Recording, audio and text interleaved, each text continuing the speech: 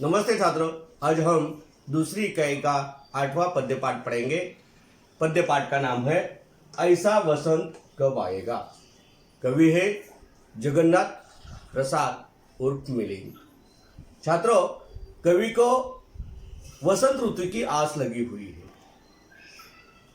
ये जो कविता है ये एक प्रेरणात्मक कविता है और कविवर जगन्नाथ प्रसाद जी ने अमीर व गरीब के बीच जो दिनों दिन असमानता बढ़ रही है उस पर चिंता व्यक्त की है। वे कहते हैं कि निसर्ग में, प्रकृति में रवि, शशि, पवन, वसंत आदि तत्व सभी मानवों के लिए समान है। तो कवि ये प्रेरणा देते हैं कि हमें किसी भी प्रकार का भेदभाव नहीं करना चाहिए।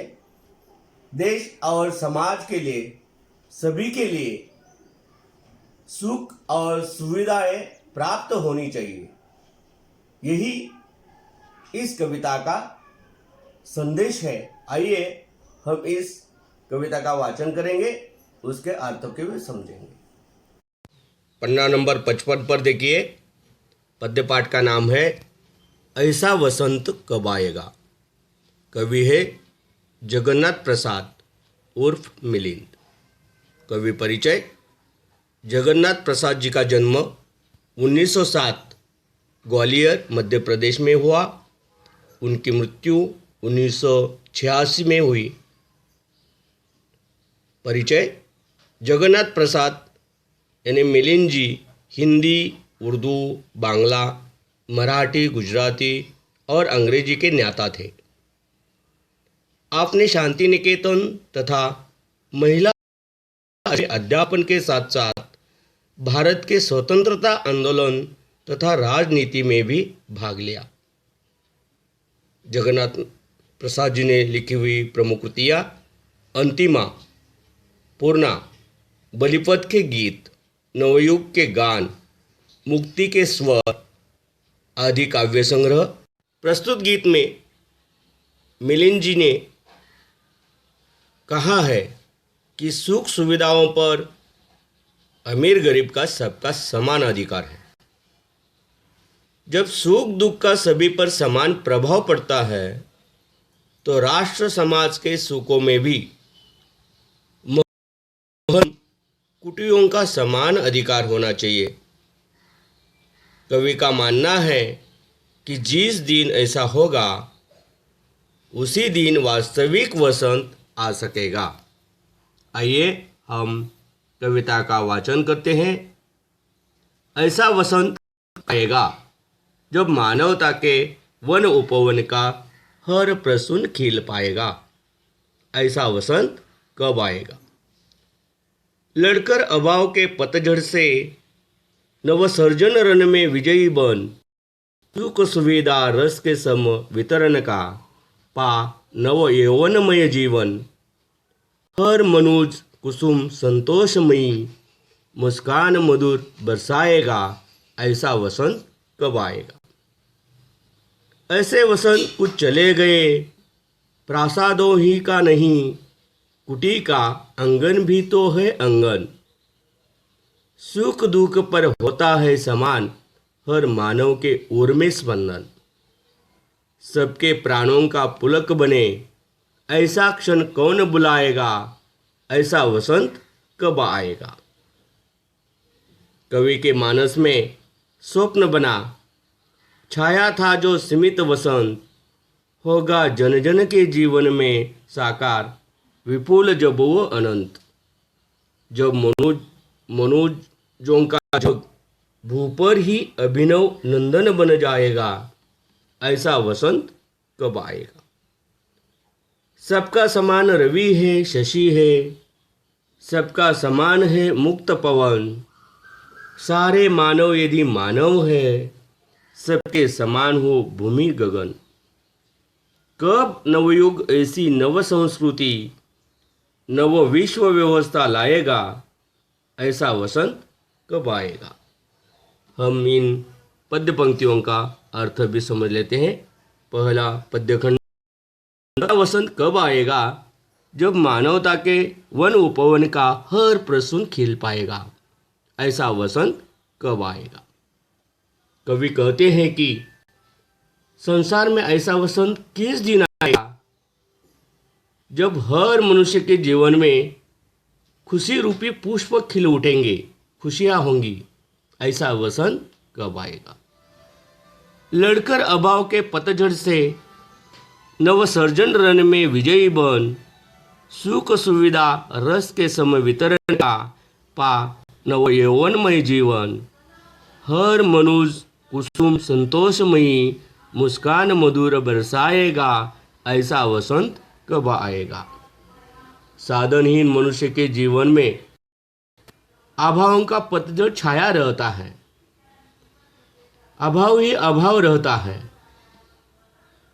विपरीत परिस्थितियों के इस रणक्षेत्र में अभावों से लड़कर वह कब विजयी होगा, कब उसको खुशियां मिलेगी, कब संसार की सुख सुविधाओं का सभी मनुष्यों में समान वितरण होगा, हर कोई खुश रहेगा, कब सब लोगों को नवजीवन मिलेगा और प्रत्येक मानव के मुख पर मधुर मुस्कान होगी। ऐसा वसंत कब आएगा। अगला पद्यखंड, ऐसे वसंत कुछ चले गए, प्रासादों ही का नहीं, कुटी का आंगन भी तो आंगन है। सुख दुख पर होता है समान, हर मानव के उर में स्पंदन।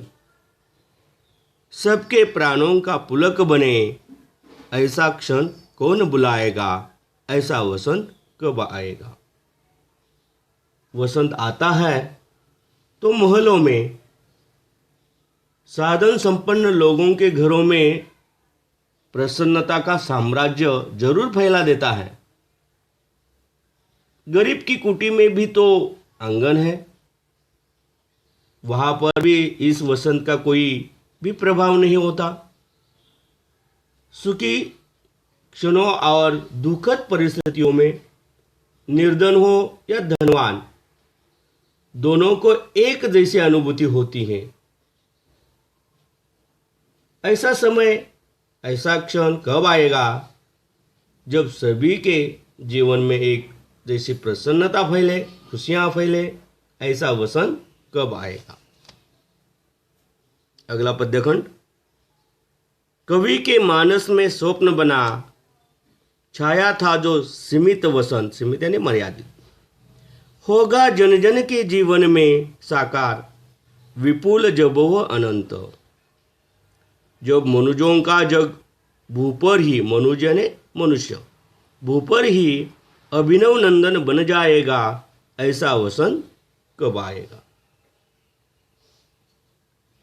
कवि के मन में ऐसा स्वप्न छाया हुआ है कि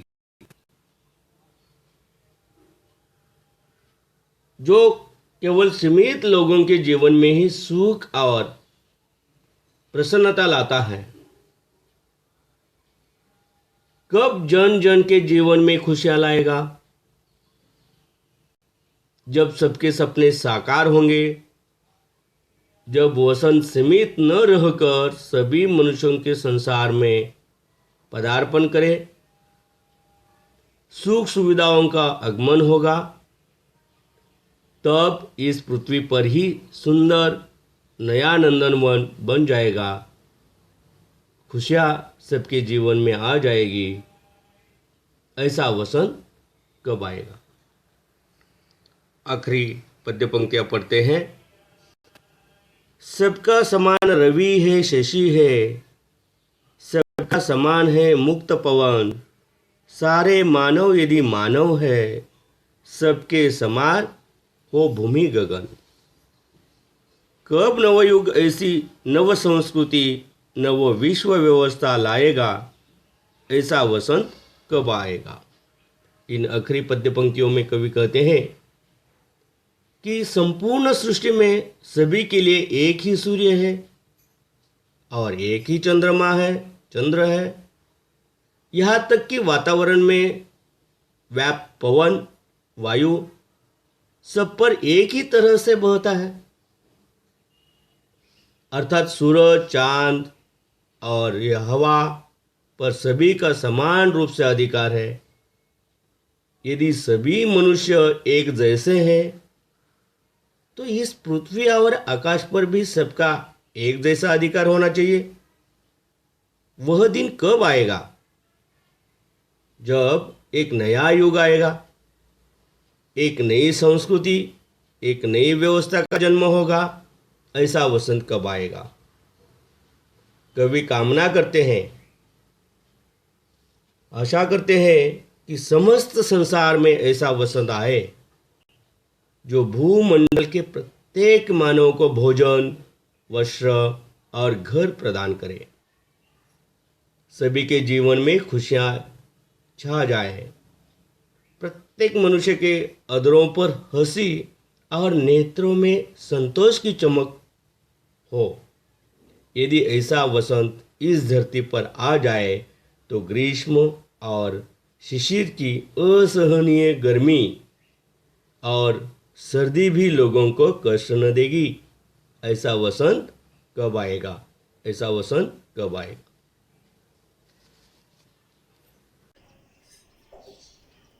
हाँ छात्रों, इस पद्य पाठ में आए नए शब्द तथा उनका अर्थ हम समझ लेते हैं। देखिए, प्रसून, प्रसून यानी फूल, फूल को दूसरा शब्द है प्रसून। सर्जन, सर्जन यानी निर्मित करने वाला या रचना करने वाला। सर्जन का अर्थ क्या है? निर्मित या रचना। रण, रण यानी लड़ाई, रण यानी लड़ाई, संग्राम, युद्ध। सम, सम यानी समान, सम यानी समान, एक जैसा। वितरण, वितरण करना यानी बांटना, वितरण करना, बांटना। प्रासाद, प्रासाद यानी महल, प्रासाद यानी महल। कुटी, कुटी यानी घास फूस की झोपड़ी, कुटी यानी घास फूस की झोपड़ी। स्पंदन, स्पंदन यानी धड़कन, स्पंदन यानी धड़कन। विपुल, विपुल यानी अधिक, विपुल यानी अधिक। अभिनव, अभिनव यानी नया या नवीन, अभिनव यानी नया या नवीन। अनंत, अनंत यानी जिसका अंत न हो, अनंत इसका अर्थ क्या है? जिसका अनंत, जिसका अंत न हो। वसन, वसन यानी वस्त्र, कपड़ा, वसन यानी वस्त्र। अधर, अधर यानी होठ।